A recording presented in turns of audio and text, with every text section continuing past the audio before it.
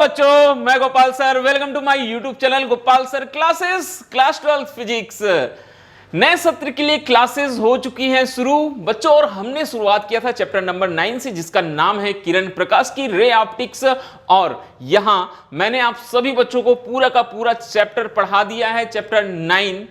और सबसे महत्वपूर्ण बात, चैप्टर नंबर 9 कैसे पढ़ाया हमने। चैप्टर नंबर 9 को बच्चों हमने 5 छोटे छोटे भागों में बांट दिया है, क्योंकि बोलते हैं कि जब भी कोई बड़ा काम करना होता है, कोई बहुत बड़ा चैप्टर है, तो उसको छोटे छोटे पार्ट्स में डिवाइड कर दो ताकि काम हो जाए आसान। बस हमने वही फिजिक्स के प्रिंसिपल का यूज यहां किया है। ठीक है, बड़ा चैप्टर था, 5 पार्ट में डिवाइड कर दिए और क्रम से चलते आए ABCDE, और हमारा चैप्टर नंबर 9 आज हो जाएगा बच्चों कंप्लीट, क्योंकि मैं लेकर आया हूं chapter 9E optical instrument lecture number 4। और लेक्चर नंबर 4 में एक बार फिर से बहुत ही इंपॉर्टेंट टॉपिक देखेंगे बच्चों, परावर्ती दूरदर्शी रिफ्लेक्टिंग टेलीस्कोप। और यहां हम बताएंगे आपको कैसेग्रेन दूरदर्शी टेलीस्कोप के बारे में। तो चलिए, क्लास स्टार्ट करने से पहले एक बार फिर से मैं आप सभी बच्चों को बोलना चाहता हूं कि अगर आपने चैप्टर नंबर 9 अभी तक नहीं पढ़ा है, तो सारे के सारे जो टॉपिक्स हैं, जितने भी हमने पार्ट बनाए हैं ABCDE, ये सारे के सारे आपको एक ही प्लेलिस्ट में मिल जाएगा। आप हमारे चैनल पर जाएंगे, सबसे पहले तो चैनल सब्सक्राइब कीजिएगा बच्चों, और फिर देखना वहां प्लेलिस्ट बना हुआ है चैप्टर नंबर 9 किरण प्रकाश की नए सत्र के लिए 2022 बैच के लिए। वहां से आप सारे के सारे वीडियोस 1 बाय 1 देख सकते हैं। ओके, और इस चैप्टर नंबर 9E के जो लिंक है, प्लेलिस्ट का भी लिंक दे दूंगा मैं, और इसके जो प्रीवियस 3 लेक्चर्स हैं उनके भी लिंक मैं आपको अवेलेबल करा दूंगा इस वीडियो के डिस्क्रिप्शन बॉक्स में। और सबसे महत्वपूर्ण बात, अगर जो हम यहां पढ़ाते हैं उसका PDF अगर आपको चाहिए बच्चों, हैंड रिटन नोट्स भी है हमारे पास और PDF भी है, अगर वो आपको चाहिए तो वो आपको मिलेगा कहां? हमारे टेलीग्राम चैनल पर। और टेलीग्राम चैनल आपको ज्वाइन करना होगा, लिंक भी आपको मिलेगा बच्चों डिस्क्रिप्शन बॉक्स में। तो चलिए, बहुत ही छोटी सी क्लास होने वाली है आज की क्लास। कैसेग्रेन दूरदर्शी, कैसेग्रेन टेलीस्कोप हम आपको बताने वाले हैं। तो सबसे पहले समझिए क्या होता है कैसेग्रेन टेलीस्कोप। आपने यहां देखा है, क्या लिखा है बच्चों? परावर्ती दूरदर्शी रिफ्लेक्टिंग टेलीस्कोप। इसके पहले जो हमने आपको पढ़ाया था, इसके जस्ट पहले लेक्चर नंबर 3 में, वहां हमने अपवर्ती दूरदर्शी में आपको खगोलीय दूरदर्शी बताया था। तो परावर्ती और अपवर्ती में मुख्य जो अंतर है वो यही होता है कि अपवर्ती में हमने लेंसेस यूज किए थे, ठीक है, मगर यहां अपवर्ती में, ठीक है, सॉरी, यहां परावर्ती में हम क्या करेंगे बच्चों? लेंस के साथ साथ मिरर का भी यूज करेंगे। तो ये क्या कहलाता है? परावर्ती रिफ्लेक्टिंग, क्योंकि मिरर से रिफ्लेक्ट होते हैं रेस। ठीक है, क्या रेस जो होती है वो मिरर से रिफ्लेक्ट होती है, इसलिए इसको रिफ्लेक्टिंग टेलीस्कोप बोलते हैं। और इसका आविष्कार किया था कैसेग्रेन ने, इसलिए इसको नाम दिया गया बच्चों कैसेग्रेन दूरदर्शी। तो चलिए देखते हैं क्या होता है कैसेग्रेन दूरदर्शी। सबसे पहले समझेंगे कैसेग्रेन दूरदर्शी। लिखा है यहां कि यह दूरदर्शी जो है, एक मिनट, ठीक है बच्चों, सबसे पहले आप देखेंगे क्या बोलता है कैसेग्रेन दूरदर्शी। यह दूरदर्शी सर्वप्रथम कैसेग्रेन जो वैज्ञानिक थे उनके द्वारा निर्मित किया गया, और उन्हीं के नाम पर इसको नाम मिला कैसेग्रेन दूरदर्शी, कैसेग्रेन टेलीस्कोप। ओके, अब इसकी संरचना समझते हैं। मैंने डायग्राम साइड में लगा के रखा हुआ है, देखो कैसे होता है इसकी संरचना। इसकी संरचना में सबसे पहले क्या बोलता है? अभिदृश्यक, ठीक है, जो वस्तु की ओर होगा, अभिदृश्यक के रूप में एक बड़े द्वारक एवं अधिक फोकस दूरी वाले परवलयाकार अवतल दर्पण C का यूज करते हैं, बोलता है। ठीक है, किसका यूज करते हैं? हम अवतल दर्पण का यूज करते हैं। तो देखेंगे डायग्राम में ये आपको दिखाई दे रहा है बच्चों, ये क्या चीज है हमारे पास में? अवतल दर्पण, जो ऑब्जेक्ट की ओर होगा। ठीक है, ये हमारे पास में है ऑब्जेक्ट मिरर, क्या बोलेंगे हम इसको? Object mirror. और ये कैसा है? ये कॉनकेव है। कैसा है? कॉनकेव। कॉनकेव मतलब अवतल। ठीक है, कैसा दर्पण है? अवतल। बाहर का सतह पुता हुआ है और अंदर की ओर धंसा हुआ सतह परावर्तक सतह है, तो ये कैसा दर्पण हुआ? एक अवतल दर्पण हुआ। ठीक है, ये चीज आप याद रखेंगे। तो सबसे पहली बात यही है कि यहां पर ऑब्जेक्ट लेंस के रूप में एक अवतल दर्पण का यूज किया जाता है। और ये अवतल दर्पण की खासियत ये होती है कि इसका द्वारक और फोकस दूरी कैसी होती है? अधिक होती है। इसका द्वारक बड़ा होता है और फोकस दूरी भी कैसी होती है बच्चों? अधिक होती है। फिर आगे देखना, इस दर्पण के केंद्र में एक छोटा सा छिद्र होता है। ठीक है, अभिदृश्यक अवतल दर्पण के सामने एक छोटा सा उत्तल दर्पण, देखिए ये बीच में एक छिद्र दिखाई दे रहा है आपको। ठीक है, वो भी बताऊंगा क्यों बनाया गया। अब देखो ऑब्जेक्ट मिरर के सामने में क्या रखा हुआ है, ये एक उत्तल दर्पण है। कैसा दर्पण है बच्चों, उत्तल। ये अंदर की सतह पुती हुई है, ठीक है, और उभरा हुआ सतह परावर्तक है, मतलब ये उत्तल दर्पण इसके सामने यहां यूज किया गया बच्चों एक उत्तल दर्पण का।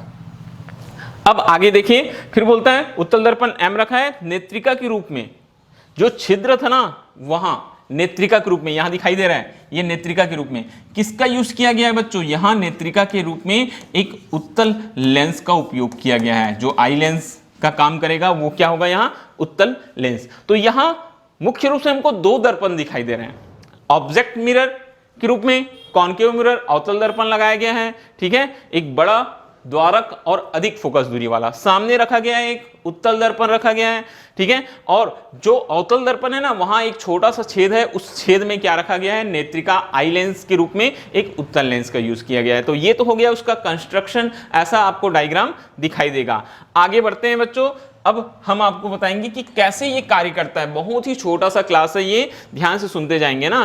फिर से देखो ये डायग्राम हमारा बना हुआ है, ठीक है, मैंने बताया आपको ये क्या है, ऑब्जेक्टिव मिरर। ऑब्जेक्टिव मिरर कैसा होगा बच्चों, ये होगा अवतल दर्पण, ठीक है, ये क्या होगा, अवतल दर्पण। अवतल दर्पण मतलब कॉनकेव मिरर। कैसा मिरर होगा, कॉनकेव मिरर होगा, ठीक है।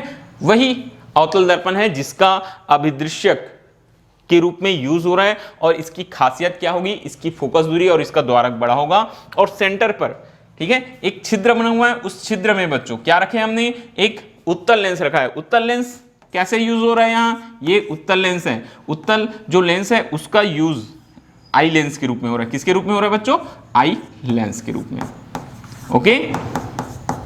और यहां बीच में अवतल दर्पण के ठीक सामने एक उत्तल दर्पण रखे हमने। क्या रखे हैं, उत्तल दर्पण। तो ये होता है कैसेग्रेन दूरदर्शी।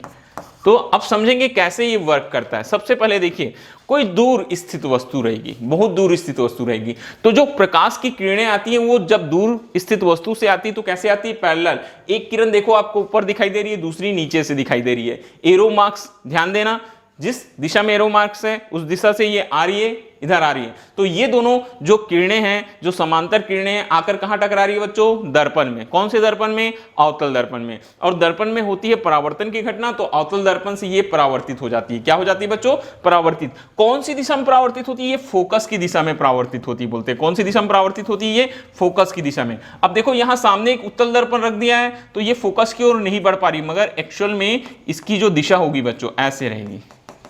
ये किधर, फोकस, ये फोकस की दिशा में, ठीक है, परावर्तित होती, मगर ये यही रुक गई। उत्तल दर्पण इसको फिर से रिफ्लेक्ट कर दिया। देखो पहली किरण जो थी यहां से आई और इस दिशा में रिफ्लेक्ट हो गई, दूसरी किरण इधर से आई और उत्तल दर्पण के द्वारा रिफ्लेक्ट हो गई। तो देखो इसका रे कैसे आ रहा है, बात समझ में आ रही है। इधर से ये इधर आया, अवतल दर्पण रिफ्लेक्ट किया, किससे जाकर टकराया, जो सेकेंडरी मिरर है, जो उत्तल दर्पण है उससे, फिर ये रिफ्लेक्ट हो गया। वैसे ये दूसरी किरण भी उसी तरह से आई, पहले जाकर किससे टकराई, अवतल से, अवतल से यहां टकराया, फिर उत्तल पर गया, उत्तल से फिर रिफ्लेक्ट होकर गया। तो दोनों किरणें जो रिफ्लेक्ट होकर जा रही है वो कहां जा रही है, आई लेंस पर। ये आई लेंस पर, इसको बिंदु को हम नाम दे देंगे बच्चों ओ। क्या नाम दे देंगे, ओ। रिफ्लेक्ट होकर ओ पर जाती है और ओ पर क्या बनता है, प्रतिबिंब प्राप्त होता है, ठीक है। और ओ पर प्रतिबिंब बनेगा, उसको हम कहां से देखेंगे, आई, जो हमारा पीस है, जो हमारा आई लेंस है, उत्तल लेंस, उसकी सहायता से हम इधर अपनी आंख लगाएंगे और प्रतिबिंब को आसानी से क्या कर सकते हैं, देख सकते हैं। तो ये छोटी सी कार्यविधि थी बच्चों, किसकी, कैसेग्रेन दूरदर्शी की। अब यहां आवर्धन क्षमता की बात करते हैं। तो आवर्धन क्षमता के लिए सुनिएगा क्या फॉर्मूला होता है। यदि अभिदृश्यक के रूप में अवतल दर्पण की फोकस दूरी FO हो, बोलता है, और नेत्रिका की फोकस दूरी क्या हो, FE हो, तो कैसेग्रेन दूरदर्शी की आवर्धन क्षमता M इजिकल टू बच्चों, M इजिकल टू क्या हो जाएगा, माइनस FO अपॉन FE। क्या हो जाता है, M is equal to minus FO upon FE। यहां कोई कैलकुलेशन नहीं है, आप केवल फार्मूला याद रखो कि ये फार्मूला होता है। अब यहां बताता है उपयुक्त समीकरण से स्पष्ट है कि कैसेग्रेन दूरदर्शी की आवर्धन क्षमता अधिक होगी। कब अधिक होगी, यहां हमको दिखाई दे रहा है M प्रोपोर्शनल है किसके, FO के, और M जो है इनवर्सली प्रोपोर्शनल है बच्चों 1 अपॉन FE के। तो आप आसानी से बता सकते हैं, प्रोपोर्शनल है मतलब दोनों के मान साथ में बढ़ेंगे। कब अधिक होगी आवर्धन क्षमता, जब अभिदृश्यक की फोकस दूरी अधिक होगी। इसीलिए मैंने शुरुआत में बताया था कि कैसे करें दूरदर्शी में? जो ऑब्जेक्ट लेंस के रूप में अवतल दर्पण यूज किया जाता है उसकी फोकस दूरी अधिक होती है। तो याद रखना, अगर फोकस दूरी अधिक होगी तो क्या होगी? आवर्धन अधिक होगी। देखिए फर्स्ट पॉइंट में लिखा है यही, FO का मान अधिक होगा अर्थात अवतल दर्पण अभिदृश्यक की फोकस दूरी अर्थात वक्रता त्रिज्या अधिक हो। सेकंड, FE का मान कम हो, मतलब नेत्रिका की फोकस दूरी कैसी होनी चाहिए? कम होनी चाहिए, अर्थात नेत्रिका की फोकस दूरी को कम होना चाहिए। फोकस दूरी कम होगा, इनवर्सली प्रोपोर्शनल है, व्यतक्रमानुपाती है, तो M का मान क्या होगा? अधिक होगा। बस इतनी सी बात पढ़ना है। डायग्राम देखेंगे, ठीक है? डायग्राम में 3 में मुख्य जो चीजें हैं, ठीक है, वो चीज याद रखना। ऑब्जेक्ट मिरर के रूप में अवतल दर्पण यूज करते हैं। अवतल दर्पण के सामने एक छोटा सा द्वितीयक मिरर बोलते हैं, सेकेंडरी मिरर, जो कि उत्तल दर्पण होता है, वो लगाते हैं और आई पीस के रूप में एक उत्तल लेंस यूज करते हैं। प्रकाश किरणें कहां से आती हैं? दूर से आती हैं, तो प्रकाश किरणें पैरेलल आने के बाद अवतल दर्पण से परावर्तित होती है। अवतल दर्पण के बाद कहां जाती है बच्चों? अवतल दर्पण से परावर्तित होने के बाद फोकस की ओर जाती होती है, मगर हम उसको उत्तल दर्पण से फिर से परावर्तित कर देते हैं। तो इस तरह से जो प्रतिबिंब होता है वो O पर प्राप्त होता है और उसे हम किसके सहायता से? उत्तल लेंस, जो हमारा आई लेंस है, उसकी सहायता से देखते हैं। बस बहुत छोटा सा। और आवर्धन क्षमता M = -FO upon FE। M किसके प्रोपोर्शनल होता है? फोकस दूरी के, ऑब्जेक्ट जो मिरर होता है उसके फोकस दूरी के। तो अगर हम अधिक फोकस दूरी वाला क्या करेंगे? अभिदृश्यक मतलब जो ऑब्जेक्ट मिरर है अवतल दर्पण का यूज करेंगे तो आवर्धन क्षमता अधिक होगी। और जो नेत्रिका पीस है हमारे पास, आई पीस है, उसकी फोकस दूरी कैसी होनी चाहिए? बोलता है कम होनी चाहिए, तो आवर्धन क्षमता अधिक होगी। तो इस तरह से बच्चों आज हमारा क्लास हम यही समाप्त करते हैं।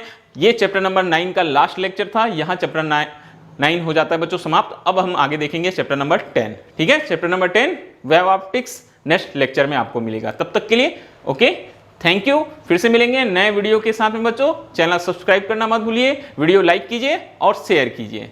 Thank you.